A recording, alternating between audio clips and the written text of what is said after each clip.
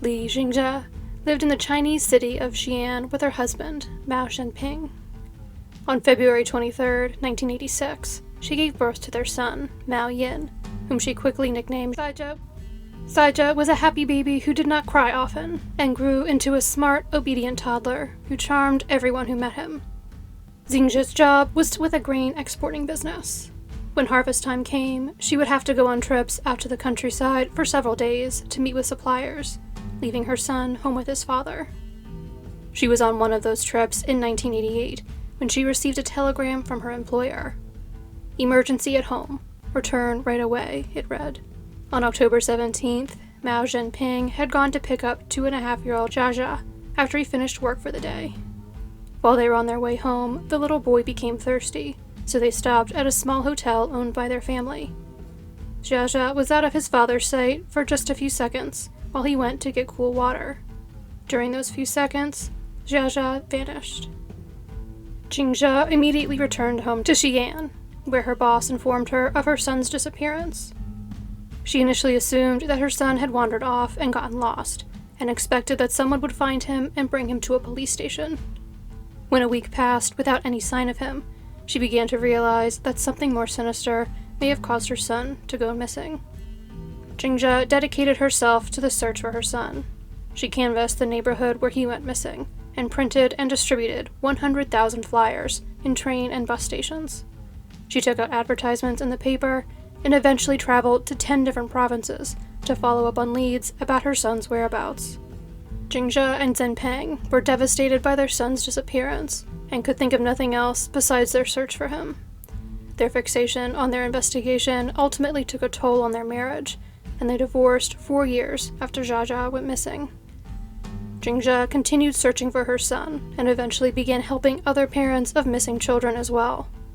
She became a part of a network of such parents who sent each other bundles of missing persons flyers to post in their area. Eventually, the network covered most of China. By 1999, she was appearing on Chinese television programs, raising awareness about missing children, and in 2007, she began volunteering with Baby Come Home, an organization that helps locate children who have gone missing. Through the organization, Jingzhe has helped reunite 29 families with their missing child. She was still without closure to her own case, however.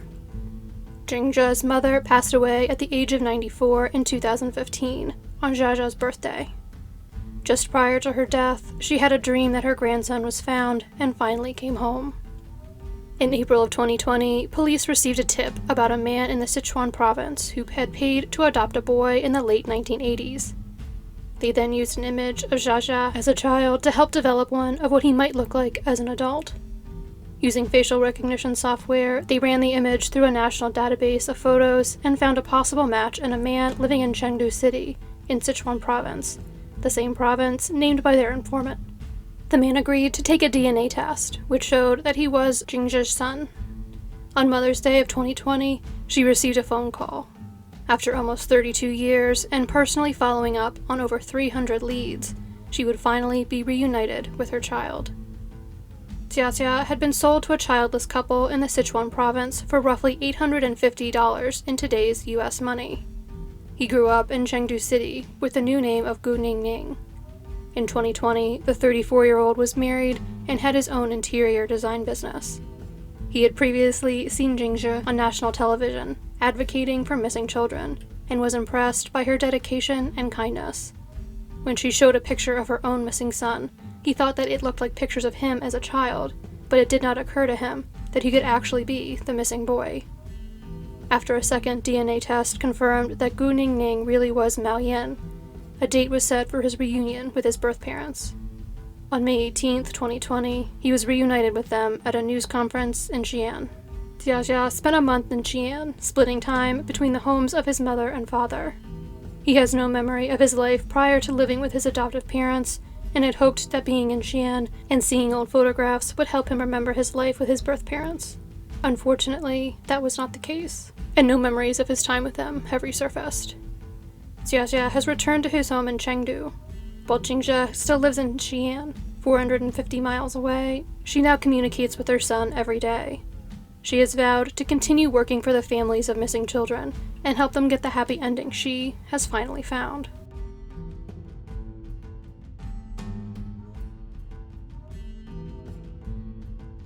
Robert Hutton grew up in Lancaster, California with his older sister, Edith. In 1971, Robert decided to embark on a cross-country adventure with Edith, her husband, and their newborn baby. They planned to live out of a pickup truck and find temporary work to support their travels along the way. The group eventually reached Colorado, and Robert decided to stay there rather than continue on with his sister and brother-in-law. For a while, Robert remained in contact with his family, making collect calls to his parents back home. He ended up leaving Colorado, leading a transient lifestyle as he looked for work around the country. The last anyone in his family heard from him, he had been in New York, but was hitchhiking his way back to California. Robert's calls stopped, however, and the 21-year-old was reported missing by the end of 1972. Robert's mother was the main force driving the investigation into her son's disappearance for years. She looked at her old phone bills to identify the locations Robert had called her from, and got into contact with authorities in those areas to try to get their help. After years without any sign of Robert, she came to the conclusion that he must be dead, a conclusion which broke her heart. She died in 1989, never knowing what became of her son. Edith took over the responsibility of looking for her brother. By the late 1990s, she had the benefit of the internet for her search. Using internet databases and online phone books, she found almost 400 individuals named Robert or Bob Hutton. She sent a homemade postcard to each one of them, explaining that she was searching for her brother and wondering if he was him. None of them were.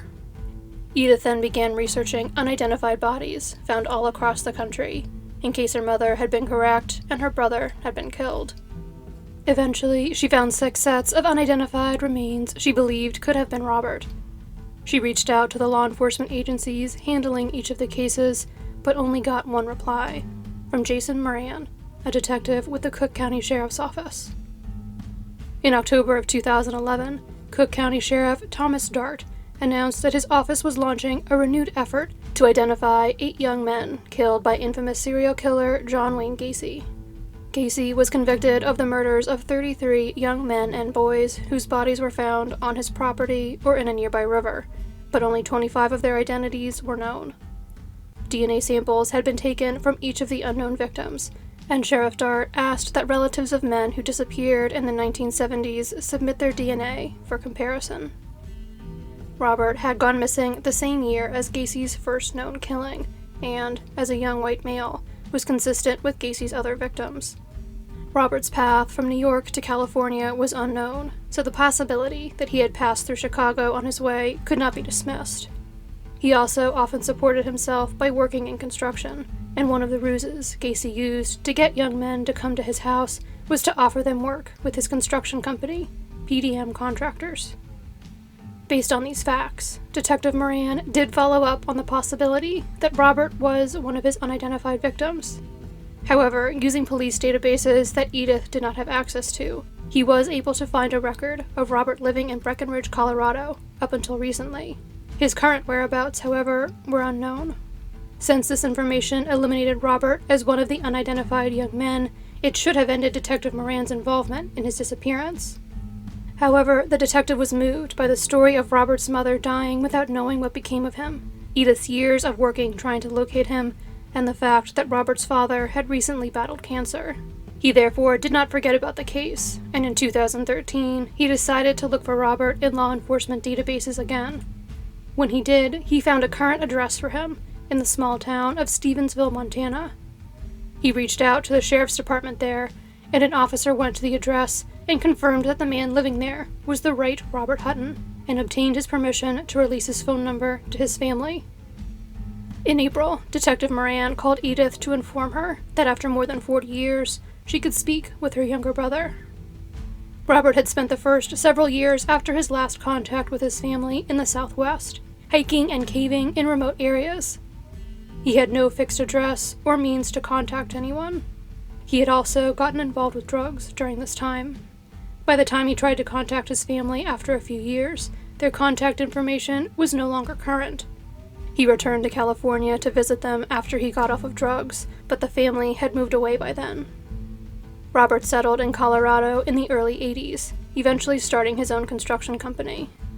He thought of his family fondly and made a small, unsuccessful effort to find them in the early 90s. After the economic downturn of 2008, he had trouble finding work. He had moved to Montana in 2011 because some of his friends had previously moved there. He found odd jobs remodeling homes and building barns, and was eventually able to purchase a trailer to live in, which provided him with the address Detective Moran had found in the database. In 2013, he was working in an ammunition factory. He was shocked to hear that his family still cared about him, and that they had been working so hard to find him. The day after Robert was contacted by law enforcement, he spoke to his sister on the phone for the first time. He would continue to speak with her and their father on a weekly basis over the phone. Due to financial constraints on both of their parts, Edith and Robert were not immediately able to see each other in person. However, their father and stepmother were able to travel to Montana twice in 2013 to see Robert. In 2015, Robert moved to Nevada to live near Edith and see her almost every day. 2 out of the 8 victims of John Wayne Gacy Detective Moran set out to identify have since been identified through DNA. In addition to Robert's case, Detective Moran has also solved 10 other cold cases that ended up having no connection to Gacy.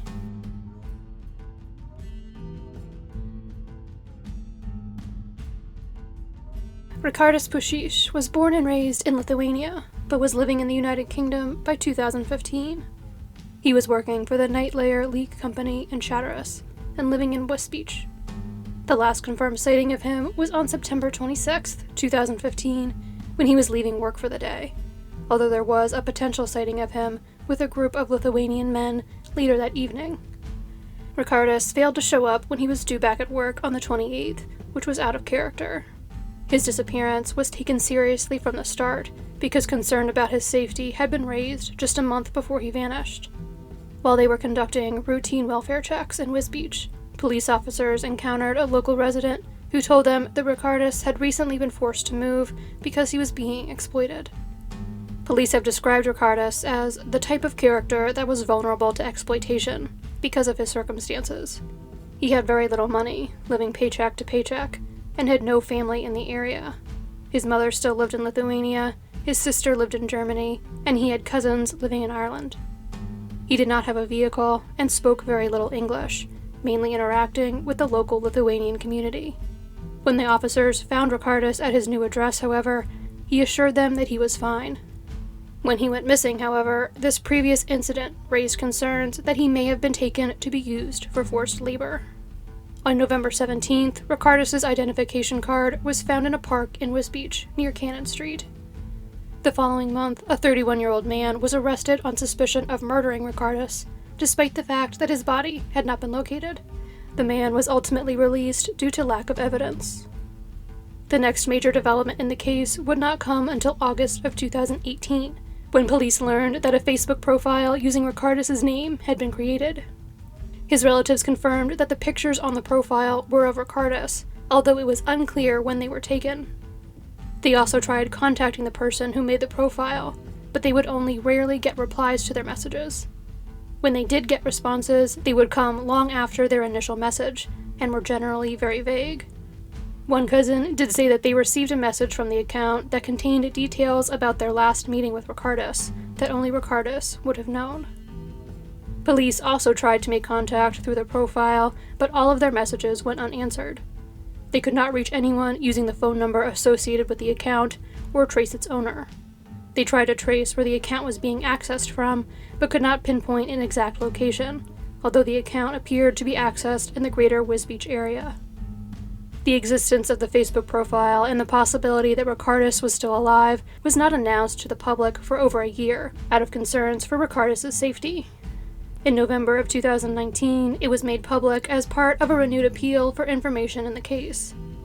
When launching the appeal, Detective Chief Inspector Adam Gallup said that despite the Facebook profile, the disappearance was unlikely to be a case of deliberate absence, and that while Ricardas may still be alive and being exploited for labor, the case was still being treated as a murder investigation.